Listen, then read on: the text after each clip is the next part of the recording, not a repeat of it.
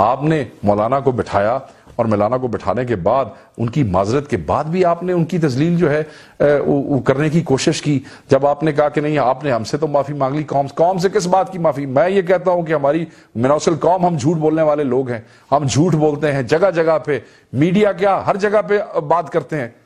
پھر اس کا کیا جواب ہے؟ اب کل میرے خلاف پروگرام شروع کر دیں.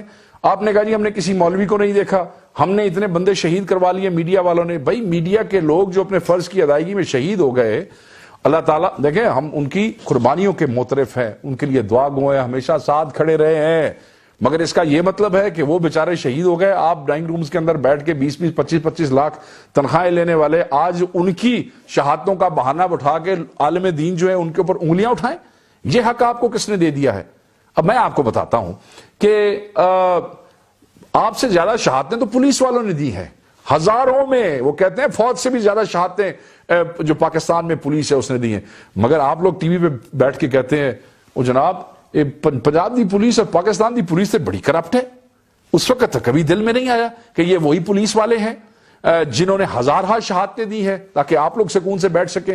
پھر آپ پوری پولیس کو کہہ دیتے ہیں سارے کرپٹ ہیں. اس وقت یہ فارمولے بھول جاتے ہیں, نہیں یاد رہتے نا. اسی طریقے سے جب مولانا نے کہا کہ یہ سب جھوٹے ہیں اور ہم سب جو ہے اس طرح کا سلسلہ کرتے ہیں, تو اس کا مقصد اکثریت تھا, اس کا مقصد یہ نہیں تھا کہ قوم کا ہر آدمی.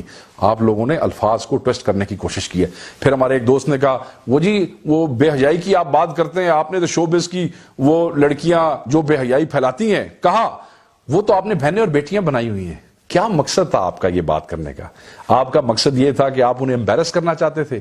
آپ نے مولانا زرولی کی اس گفتگو کا بھی ذکر کیا جو کہ انہوں نے طنز میں مولانا طارق جمیل پہ کی تھی. میں آپ کو بتاتا چلوں, حضرت شاہ ولی اللہ محدث دہلوی کے پوتے شاہ اسماعیل شہید جو تھے, وہ دلی کی ایک مسجد میں جمعہ کی نماز پڑھ کے باہر نکلے تو دیکھا کہ بازار میں بہت سی پالکیاں جو ہیں جا رہی ہیں, اس میں عورتیں بیٹھی ہیں. لوگوں سے پوچھا یہ کیا ہے؟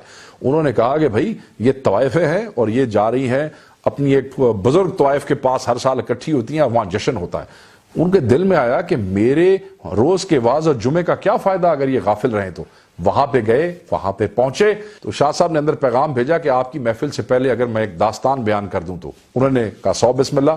ان طوائفوں نے کہا آپ آئے, آپ نے داستان شروع کی.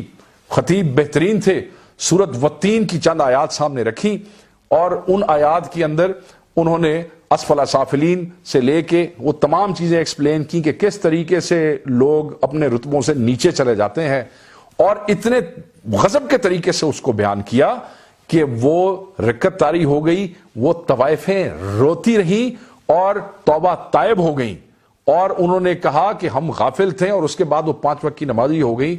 پھر شاہ اسماعیل شہید جو ہے جب سکھوں کے ساتھ مارکا ہوا, سندھ سے بلوچستان سے افغانستان سے کے پی کے جب پہنچے تو یہ طوائفیں اس لشکر کے ساتھ تھیں. کیوں ساتھ تھیں؟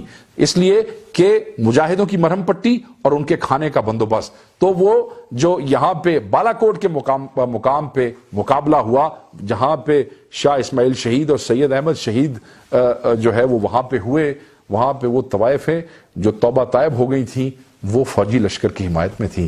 یار آپ نے ایسا طنز کر دیا, ایک مبلغ, ایک عالم دین صرف اس لیے کسی گمراہ اور غافل بیٹی یا بہن کو دعوت نہ دے کیونکہ وہ آپ کے لیے ایک تمسخر اور ایک طنز ہے. اگر غافل بیٹے, بیٹیوں اور بچوں کو عالم دین نے شرم کرنی ہے کہ اس نے اس کو دعوت نہیں دینی ہے اپنے دین کی طرف واپس آنے کی, تو کس نے دینی ہے؟ آپ اینکرز نے بیٹھ کے دینی ہے.